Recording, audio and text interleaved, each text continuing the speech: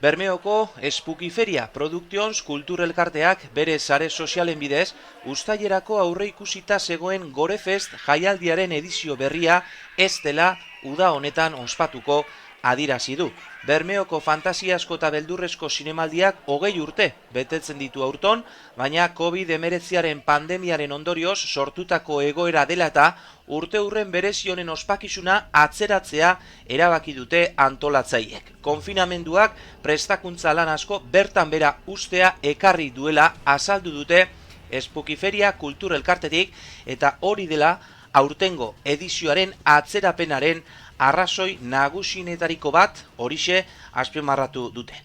Ziurgabetasuna dela gaur egungo ezaugarri nabarmenena kontutan izan da, antolatzaileek ez dute data berririk zehaztu, baina Gorefestaren 20. edizioa urrira atzeratzea da talde bermeotarraren asmoa gaur egun. Gorefestak bere 20 urteko ibilbidea nola edo hala ospatuko duela azpimarratu dute. Antolakuntzatik ondorengo bideo honekin azaldu duten moduan, pixkanaka sare sozialen bidez informazio gehiago eskaintzen joango dira hurrengo asteetan.